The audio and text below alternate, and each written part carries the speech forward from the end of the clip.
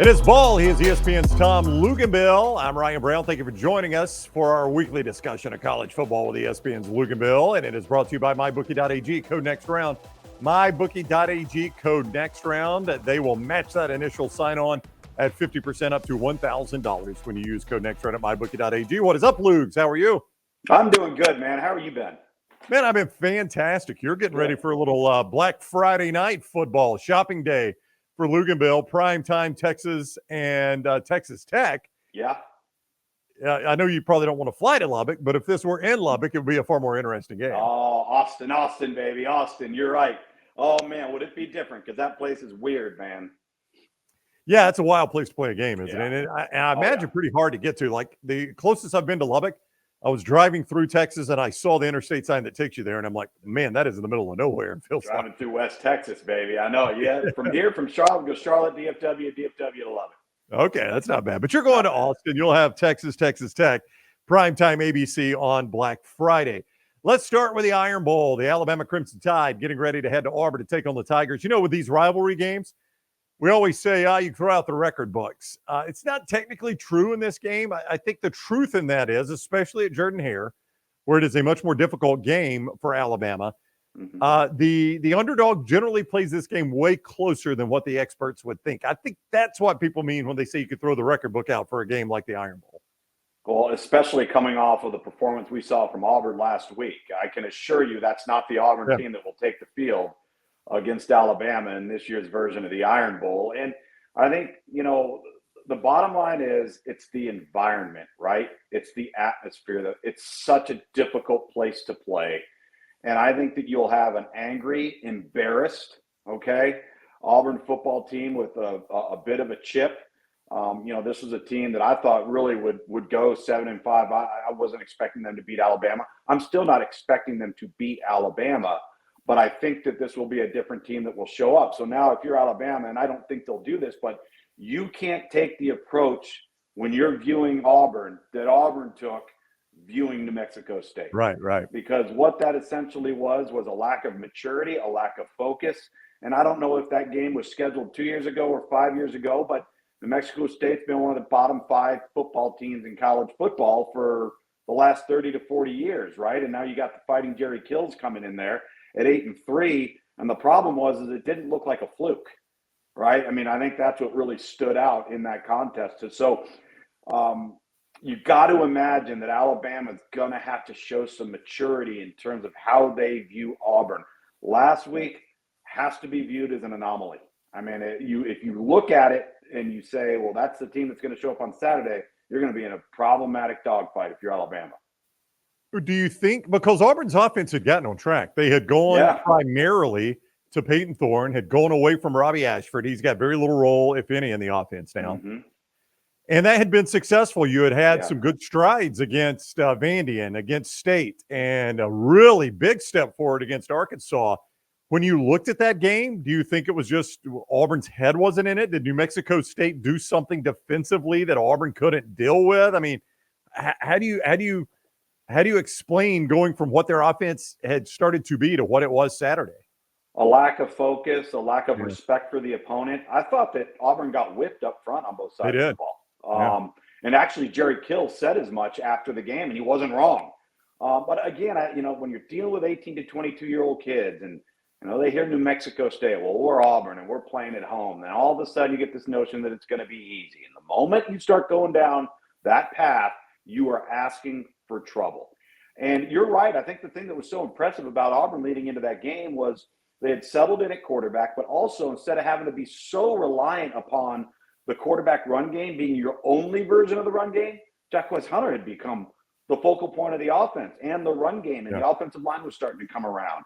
And so, the intrigue of that, if we were to assume, and again, this is what Auburn did, that you beat New Mexico State in that game, and you come into the Iron Bowl, and you're sitting there in a position where you look kind of formidable, right? Because you have ironed out some of the kinks. You have found your stride in the run game. The quarterback has settled in. Now I feel like you've taken a step backward and you're doubting yourself to some degree. But I think the emotion of a rivalry game, particularly one such as this, Auburn will show up. On the other side of the ball, you're getting the best version of Alabama right now. It's the best they've played all year long. It seems like everything has finally clicked. Their offensive line is playing better. Jalen Milroe is playing elite-level football. They're able to run the ball now. Their receivers have matured, it appears. Their defense is healthy and has been very, very good. I mean, the bad news for Auburn is you're getting the best version of Alabama. This is not an Alabama that's limping to the postseason. No, you're getting an Alabama that's playing their best football when you're supposed to, and that's the middle to the latter part of November when it gets hard and you get tired and you get banged up and it's a battle of attrition. And right now, Alabama seems to be thriving upon that. And again, the mental focus and the outlook for against Auburn has to be about Auburn as a whole and not Auburn last week. I keep reiterating that. You know, it's interesting, the maturation and the development of Jalen Milroe, because have you noticed that we're no longer talking about Alabama's inability to run the ball. We're no longer talking about how poor Alabama's playing in the offensive line. And I firmly believe that so much of that is a credit to Jalen Milroe and the clock going off in his head and him not moving himself into contact, into pressures, into sacks, not getting himself into negative plays that all of a sudden find them in 2nd and 13 instead of being in 2nd and 6. That has completely almost evaporated. And as a result of those decisions to get the ball out of his hand, them incorporating a lot more quarterback run, which I'm a little surprised wasn't a part of the focal point for the first 4 to 5 weeks of the season, all of that has eliminated some of the other glaring issues that were really standing out. And I think you got to credit Jalen Milroe, Tommy Rees, but really the light going on for Jalen Milroe. I remember vividly Tommy Rees telling our crew going into that Arkansas game, the biggest challenge for us right now is when Jalen Milroe sees it, getting him to unleash it. Yeah. Don't wait for something else. Don't think this might come open. If it's there, just take it. Just go. And then all of the other things start to work themselves out. And that's exactly what has happened. So credit to Jalen Milroe. Is this the Jalen Milroe you saw on tape when he was a high school prospect before he came to Alabama? Is this the style of play where Alabama looked at him and said, hey, this is a guy that could play for us in the future? I think they saw a premier athlete with a lot of natural God-given arm strength that they knew was going to be a bit of a project in the passing game, and that if he didn't pan out at quarterback, they knew he was elite enough to play another position. So it's one of those evaluations and projections where you really can't go wrong. Like, he's not going to be a miss because if he doesn't play quarterback, he's going to play somewhere. And you know, those are the guys that you love to have because positional versatility gives coaches options. You're going to have a landing spot. And then as it turns out, you know, he has developed. Is he perfect in the passing game? No. Is he a natural, fluid, pure passer? No. And he may never be that. But what he has done is he's gotten better and he's improved. And as he's done that, his confidence has risen. And I think that's a big component too. He is ESPN's Tom Luginbill. You will see him on Texas Tech, Black Friday night, prime time on ABC. He is with us, courtesy of MyBookie.ag. That's who brings you ball. MyBookie.ag, code next round. When you sign in right there and make your initial deposit, they're going to give you a 50% deposit match up to $1,000 at MyBookie.ag. That's when you use code next round. Bet anything, anytime, anywhere with MyBookie.ag, code next round. Luginbill also presented by our friends at Manscaped. It is a great Christmas gift idea. Manscaped.com for all the great products. The handyman that is portable. You can take it anywhere you want or use it at home. It's very easy to travel with. Beard Hedger, which has got the dial on it so you don't have to pop on and pop off your guards. They've also got the Weed Whacker, takes care of the nose hair and the ear hair. The Lawnmower, which takes care of the entire body and the undercarriage.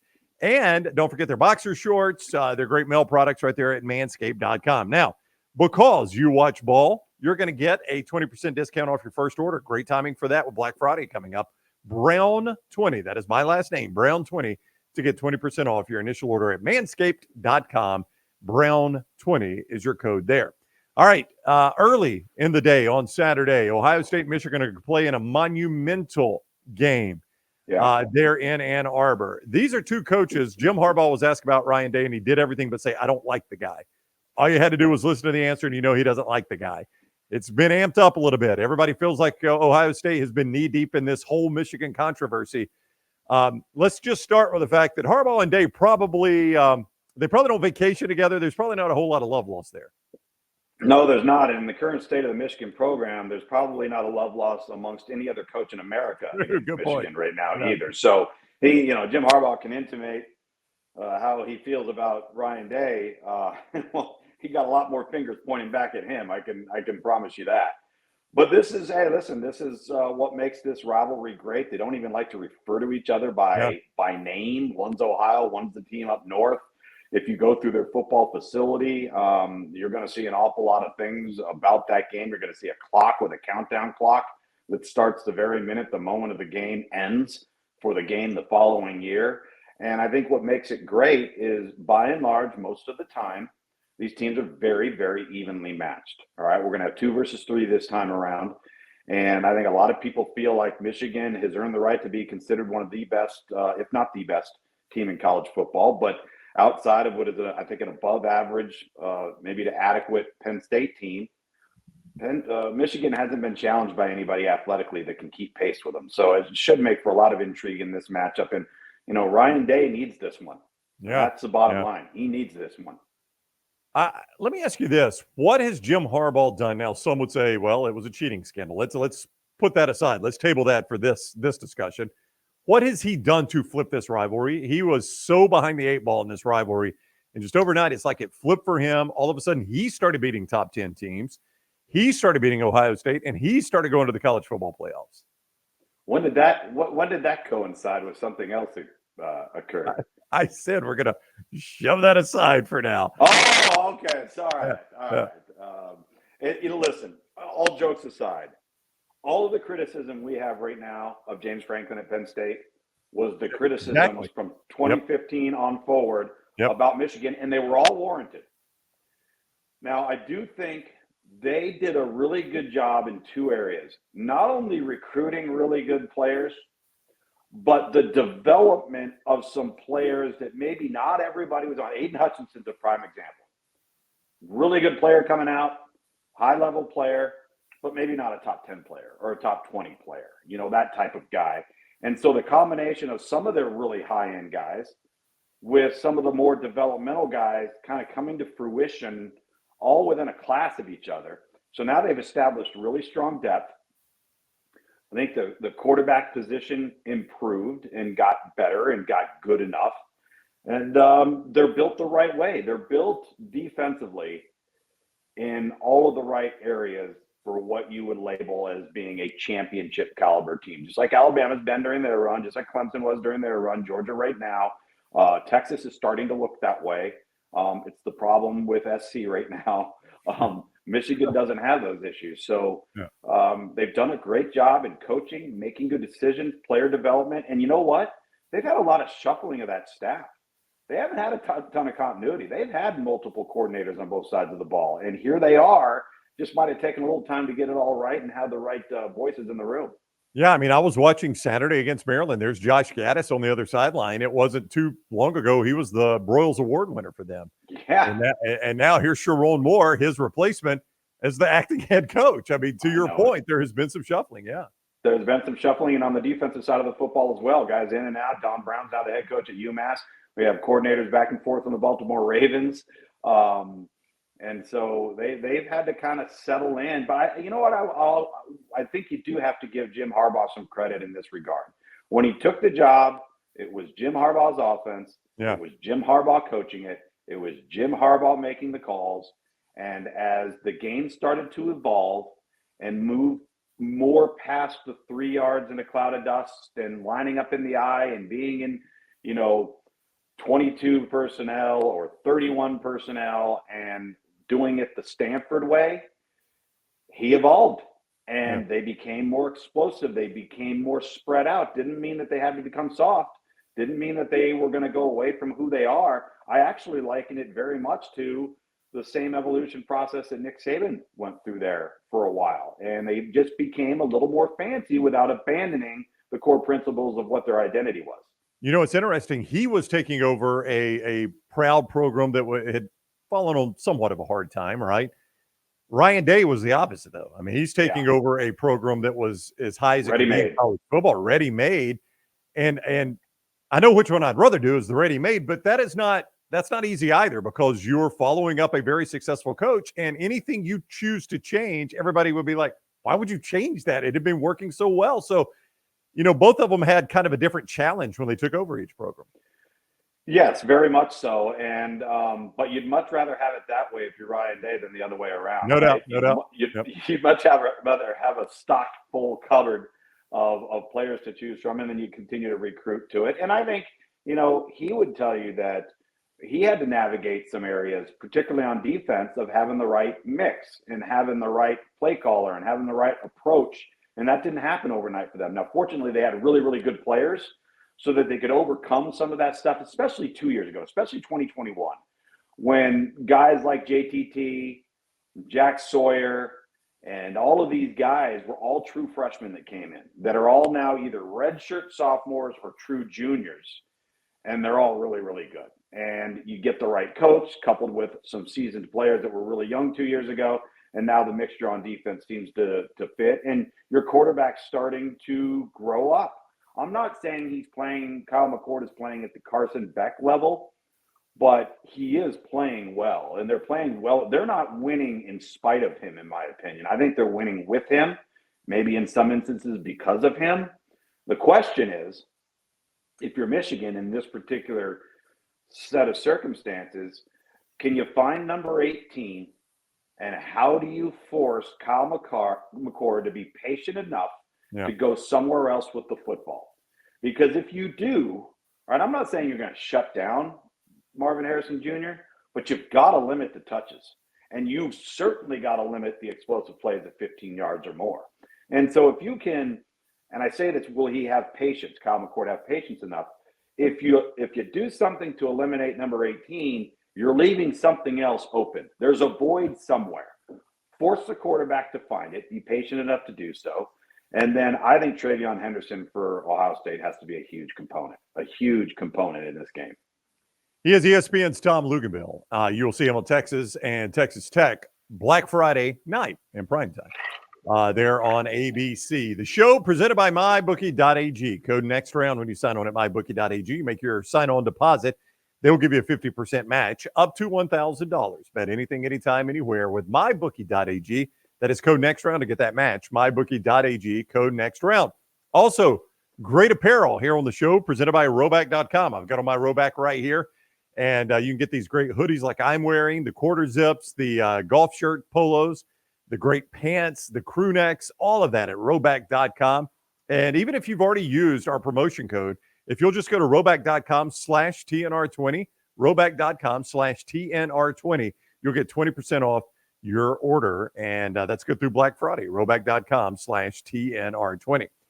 All right, let's talk about the Beavers and the Ducks. I would normally look at this game and say, Oregon is just too much for them. And I think Oregon is really good, obviously. And Bo Nix is in the hunt with Jaden Daniels to win the Heisman Trophy. But I also look at Oregon and say, how much have they really been tested? They don't have a win against the top 25 team. I will at least say when they played Utah was a top 25 team. And that was in Salt Lake City, which is a tough place to play. And blasted them. Yeah, blasted them. That was by far and away their best win. Yeah. They could have easily beaten Washington. But then I look at this Oregon team and say, might they be ripe for an upset with Oregon State? It's a rivalry that is going away. Oregon State's getting left behind. You factor in that emotion. Again, much like I was talking with Texas Tech and Texas, if this were in Corvallis, but it is in Eugene, and that's a tough place to play.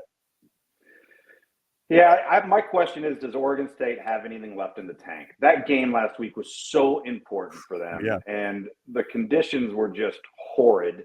They were 5-0 at home. I think a lot of people felt like, all right, this is the end of the road for Washington. Oregon State's going to get them, right? And then it didn't happen. Yeah, I think I was on board. I was like, oh, if you're going to get bit, Washington, this is the weekend. Yep. And it didn't happen. And I think that there's got to be some level of disappointment that if you're Jonathan Smith, you hope doesn't linger over into the week. You've got to get past it. You can't let Washington beat you twice. It's a rivalry game. You're on the road. I actually had this game 2 years ago. It was a great football game in Eugene. And I do think, you talk about throwing the records out the window and things of that nature. I think there's a little bit of that. I do think there's a little bit of a chip on the shoulder for Oregon State being left behind and trying to contemplate what their future is now going to be going forward while Oregon goes off into the Big Ten. I just think Oregon's got too much, Ryan. They're playing at such a high level. It's almost like they can't screw it up. Like they try to screw it up and they can't screw it up. It was kind of like Washington the first 4 to 5 to 6 weeks of the season. It was like, I think I said this too. It was like Michael Penix throws incompletions just because he thinks you're supposed to have a couple of them, right? And I feel like the execution of Oregon and how they're playing, and I don't know if you saw any of the first half versus Arizona State last week, but like that was clinic video. I mean, it looked like varsity versus not JV, but versus the freshman team playing their fifth quarter kids. Yeah. Right. And so I just don't know if there's enough in the tank. And the problem is Oregon State isn't built to get into track meet style games. And listen, they were able to prevent that versus Washington, came up short at home. Could they prevent that against Oregon, but come out on top on the road? Yeah, I mean, in the second half, they owned the football against Absolutely. Washington. And Washington did not score. I mean, had you given me had you showed me time of possession and told me Washington didn't score, I would have said, oh, Oregon State wins this game.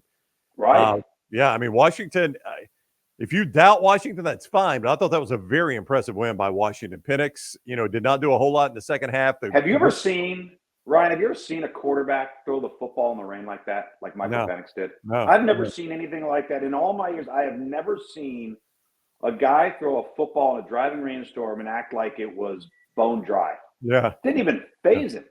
Yeah. He must have huge hands. Yeah, I think they're 11-inch. I mean, that sounds insane. If they are, then every cold weather team in the NFL is lining up. Yep. That last throw to Odunze was, and the weather had, at least gotten a little bit better than the rain had primarily stopped. But I mean, that was a gutsy throw to Odunze. If that's incomplete, you've stopped the clock. Oregon State at least gets one more shot, but they trusted Penix, and rightfully so. I mean, the guy's had an incredible year. Yeah, he's had an incredible year. And now I think, the thing that's interesting to me in all of this is everybody's talking about jockeying for the spots now in the college football playoff. We're going to find out more and probably won't find out anything new tonight from the committee. But, can Oregon avenge that loss? All right. So you'd now have a one-loss Pac-12 team. If Texas can continue to go and somehow win the Big 12 and they're a one-loss Big 12 team, and then what if Alabama beats Georgia and they're a one-loss? Like, you've got all of these different scenarios. I feel like we haven't seen the chaos on the field so much as far as like pure upsets and just something out of left field that would have an impact on the playoff. Yeah. But I do feel like we could have some chaos with existing records at the end of the season that put the committee in a bit of a predicament. Wow. Since you mentioned that, let's talk Florida State in 1 second. But first, a reminder, the show presented by MyBookie.ag. Code next round when you sign on at MyBookie.ag. They will match that initial deposit at 50% up to $1,000. That is free money for you to play right there at MyBookie.ag. Bet anything, anytime, anywhere. MyBookie.ag, code next round. MyBookie.ag, code next round. Also, don't forget to get your plays at Lance'sLock.com. Daily, weekly, monthly, season-long packages. With the NFL still going, college football, got a bowl package right around the corner. Also, NBA, college hoops. I mean, we got a ton of stuff right now at Lance'sLock.com. That is Lance'sLock.com. All right, so Florida State's in a weird spot. They played their way into the top 4. They're undefeated with their rival Florida and Louisville in the ACC championship game on the horizon. But just a horrific injury to their starting quarterback. Great player, Jordan Travis, but he goes down in the UNA game. And now this becomes a weird team to deal with. Let's start with the fact that they're only 6.5-point favorites on the road in Gainesville. Also, Florida playing a backup quarterback in Max Brown. That's a tough spot, though, for Florida State to be making your first start against a rival in a place that can be, if their fans are engaged, really difficult to play. Yeah, and I think that's why we got to wait, we got to watch, and we got to evaluate, right? And, there's actually, and some of the people listening and watching me, and I realize there's language for this very scenario. Yep. In the bylaws of the College Football Playoff Committee in terms of how they would look at this, how they would approach this. Clearly, that language allowed for them in 2014 to feel fairly confident in what they did with Ohio State, and they ended up being proven to be correct with Cardell Jones. And I think most notably because of that Ohio State performance in the Big Ten championship game.